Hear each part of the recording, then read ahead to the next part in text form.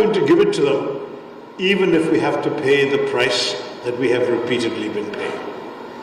But what has changed in recent years is that the terrorists have also realized they will have a price to pay. On that, let there be no doubt.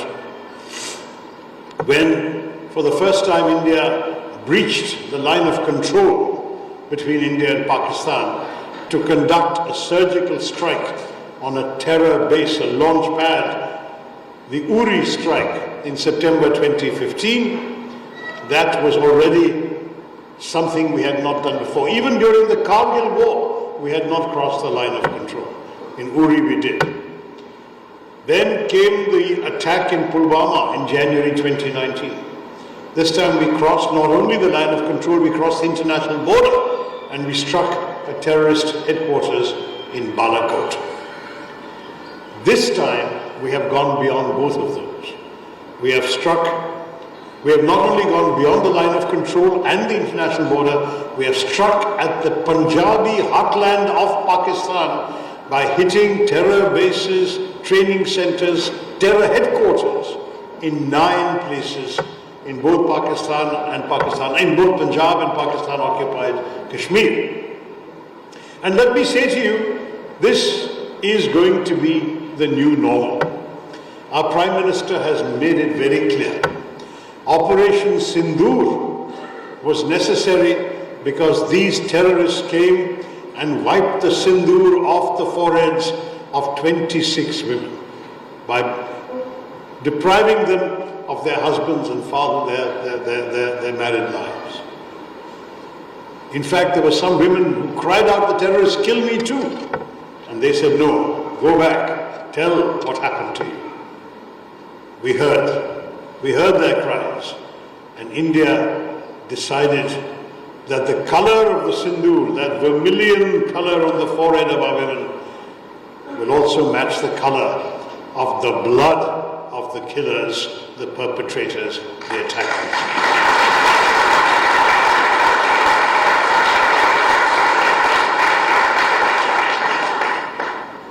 India is not a warmongering state. Even when we conducted those attacks, the first 9 terror base attacks, our government said very clearly, without any doubt, that we are not looking for any escalation. These were carefully, precisely calibrated strikes. We hit only terror bases. We hit no military facilities of Pakistan, no government facilities, no civilian homes. Very precise targeting meant that even within the compounds of Lashkar-e-Taiba and Jaish-e-Mohammed, we hit specific buildings. And we did so at night, between 1:05 and 1:30 at night. Why? Because we didn't want to have too much of collateral damage. At a different time during the day, there might have been a lot of civilians around. We didn't want their lives to be hurt. Think how much thought has gone into this. We wanted to send a message, a very clear message. And the target was not all the people of Pakistan. It was not even the government of Pakistan. The target was only the terrorists and their enablers. Sadly, Pakistan chose to respond. They shelled indiscriminately, artillery shells flying across the border, Poonch, Rajouri. And sadly, we all know this, 19 of our fellow citizens were killed in the Pakistani shelling in Poonch alone. 59 were hospitalized with grievous injuries. Where did the shells hit? When we attacked terror bases. When they attacked a Gurdwara, they attacked the nuns' convent, the Carmelites of Mother Mary. They attacked civilian homes. They attacked civilian vehicles. That is the way, the difference between how we behaved and how our neighbors chose to respond. What did we do next? We said, if you hit us, we will hit you back, and we will hit you back harder. And we did. They sent us drones, missiles. Our air defenses blocked them, and we hit very precisely 11 military targets on the night of the 9th and 10th of May. You can see satellite pictures. You can see satellite pictures, they're on the internet, where specific bomb craters can be seen on the runways of the major Pakistani air bases. Rahim Yar Khan Air Base, Air Marshal Noor Khan Air Base. One of them in the Chaklala base was 1.5 kilometers only from the military headquarters, GHQ Rawalpindi. The message is very clear. We have the capacity to target you where it will hurt you. If you stop, we stop. If you don't stop, watch out for what's coming next. They finally chose to stop.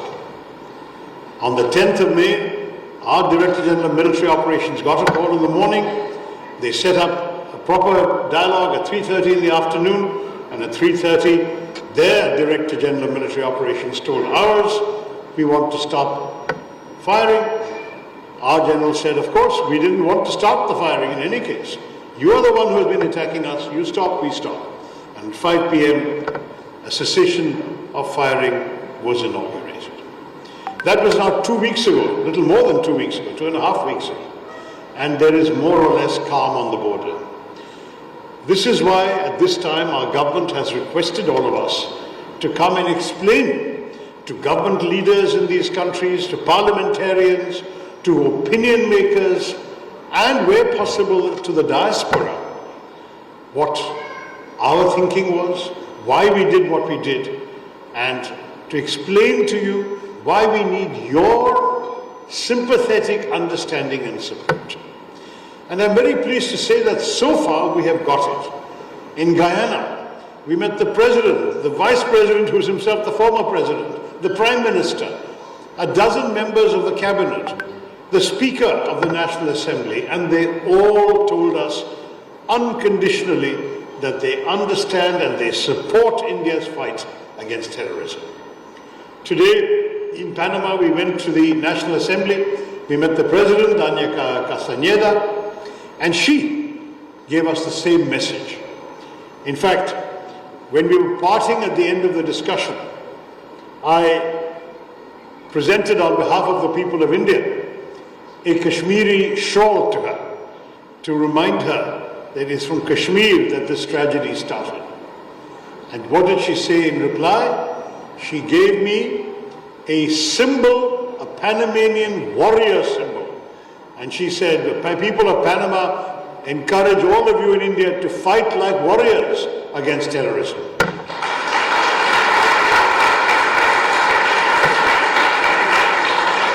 That is what we are doing.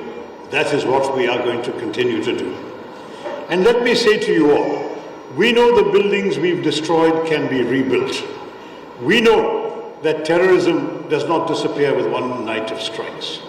We know there is an entire enabling ecosystem in Pakistan to create this terror infrastructure, to train, arm, guide, equip, and direct these people to come and do terror. It is they who must change. We have seen even the United Nations Security Council said that it is not enough to bring the terrorists to justice, but those who finance them, those who direct them, must also be made accountable. We all know who those are. That is the military establishment of the deep state of Pakistan. And we say to you, understanding this means being prepared that this may happen again. But we are telling you in advance, if it happens again, be prepared for worse to happen to them. This is the message we are giving. We are explaining what happened. We are seeking sympathetic understanding, but we are saying we are not going to tolerate anymore. If it happens again, there will be worse to come. And that warning we give in advance so that people understand. I repeat, we do not want war. Our actions were not the first salvo intended for a long drawn-out conflict. We just want to be left alone. We want to grow, develop, look after the well-being of our people. We are saying to Pakistan and to the people who run that country, you leave us alone, we'll leave you alone. But you strike us, be prepared that we will strike back. That is the message. With those words,